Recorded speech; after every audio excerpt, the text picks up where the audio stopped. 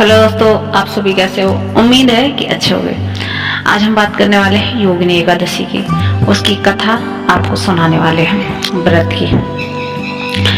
तो एक बार धर्मराज युधिष्ठिर कहने लगे कि भगवान, मैंने जो जेठ में एकादशी आती है उसकी कथा तो सुनी है, आप मुझे कृपया आषाढ़ की कृष्ण एकादशी की कथा सुना।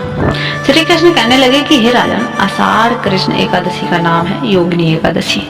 इसके व्रत से समस्त पाप नष्ट हो जाते हैं। इस लोक में भोग और परलोक से मुक्ति देने वाली है। यह तीनों लोकों के प्रसिद्ध है। मैं तुमसे पुराणों में वर्णन की हुई कथा का पाठ सुनाते हैं।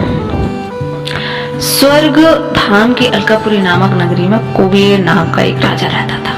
वह शिव भक्त था और एक माली और प्रतिदिन शिव की पूजा करता था। हेम नाम का एक माली पूजन के लिए उसके यहाँ फूल लाया करता था। हेम की विशाल अच्छी नाम की सुंदर स्त्री एक दिन वह मान सरोवर से पुष्प तो ले आया, लेकिन कामासक्त होने के कारण वह अपनी स्त्री से हास्य विनोद तथा रमण करने लगा। इधर राजा उसकी दोपहर तक राह देखता रहा।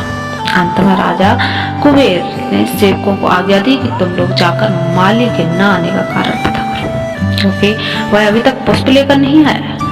सेवकों ने कहा कि महाराज, वह पापी अतिकामी है, अपनी स्त्री के साथ हास्य विनोद और रमण कर रहा होगा। यह सुनकर कुबेर ने क्रोधित होकर उसे बुलाया। हेम माली राजा के भय से कांपता हुआ उपस्थित हुआ। राजा कुबेर ने क्रोध में आकर कहा, अरे पापी नीच कामी, तूने मेरे परम पूजनीय ईश्वरों के ईश्वर श्री शिव जी महाराज का अनादर किया है। इसलिए मैं तुम्हें श्राप देता हूँ कि तू स्त्री का वियोग सहेगा और मृत्यु लोक में जाकर कोड़ी होगा। कुबेर के शाप से हेम माली का स्वर्ग से पतन हो गया और उसी क्षण पृथ्वी पर गिर गया। भूतल पर आते ही उसके शरीर में श्वेत कोढ़ हो गया। उसकी स्त्री भी उसी समय अंतर ध्यान हो गई। मृत्यु लोक में जाकर माली ने महान दुख हो गए। भयानक जंगल में जाकर बिना अन्न और जल से भटकता रहा। रात्रि की निद्रा भी नहीं आती थी, परंतु शिव जी की पूजा के प्रभाव से उसको पिछले जन्म की स्मृति का ज्ञान अवश्य बना रहा। घूमते घूमते एक दिन वह मार्कंडेय ऋषि के आश्रम में पहुंच गया, जो ब्रह्मा से भी अधिक वृद्ध थे, जिनका आश्रम ब्रह्मा की सभा के समान लगता था। हेम माली वहां जाकर उनके पैरों में पड़ गया। उसे देखकर मार्कंडेय ऋषि बोले, तुमने ऐसा कौन सा पाप किया है जिसके प्रभाव से तुम्हारी यह हालत हुई है? हेम माली ने सारा वृतांत कह सुनाया।